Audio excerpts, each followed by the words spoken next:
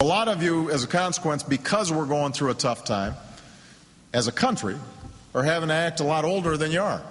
You got to be strong for your family while your brother or sister is serving overseas, or you've got to look after younger siblings while your mom's working that second shift, or maybe some of you who are a little bit older, you're taking on a part-time job while your dad's out of work.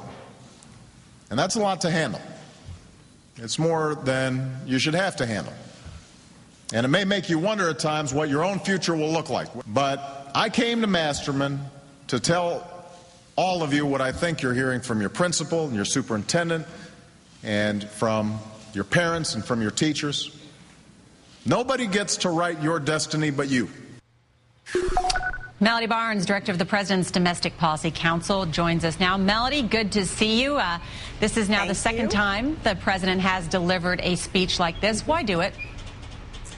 Well, he thinks it's very, very important, Nora, to go out, to talk to students, and to engage them around their own education. I think there are three key messages. I mean, one, that education is essential. Two, that for students, their effort is absolutely critical.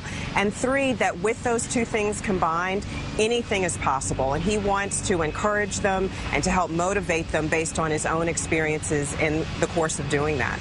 And Melody, are they showing this in every classroom across the country?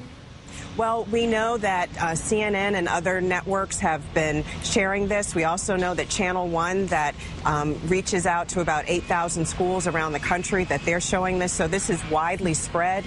There is outreach to states and to education districts. So we know there are students all over the country who are watching and listening to the president this afternoon.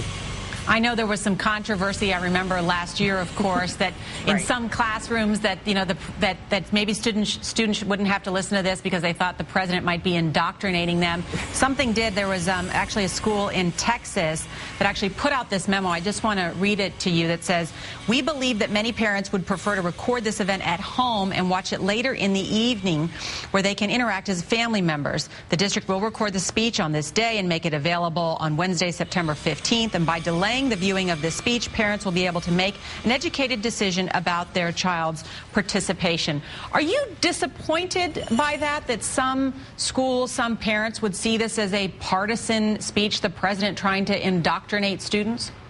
Well, I think that based on last year and the message from this year, that everyone understands the president's basic message. And having the president of the United States take time out of his busy day to reach out to students, to reach out to parents and to teachers and talk about the importance of education is a really wonderful and remarkable thing. I also believe that having parents spend time with their students, with their children, and talk about these issues, talk about the importance of education, that's another wonderful way to reiterate and to underscore these messages and to share what the president is trying to do.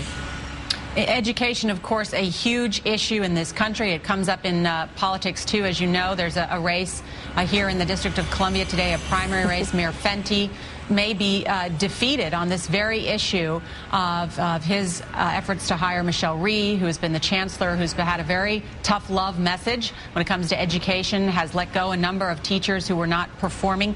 Let me just ask you, not to wade into that particular primary, but do you think the outcome of the primary here in the District of Columbia has national implications for education reform? Well, you know, obviously the voters of the District of Columbia will be making that decision today. But what we recognize is important is that we as an administration have been working with reformers, governors. We've been working with teachers and teachers unions, with parents. The president today reaching out to students about their involvement in their education. We've been working with everyone, and we believe that we have captured the momentum behind education reform, and people understand the importance of creating the best K-12 system possible so that our students can compete globally. We think that we are speaking to a hunger that exists nationally for improvement and change and support for our public education system. All right, Melody Barnes, I have to just point out, I thought the most interesting education story that I saw today, of course, other than the president's speech, was the front page of the Washington Post, that more women than men got PhDs last year. That. How about, yeah. Interesting. All right, Melody Barnes, I know you're trying to hear me over the blowers there at the White House. Appreciate it as always. Great. Great, Nora. It's wonderful to be with you. Thank you so much.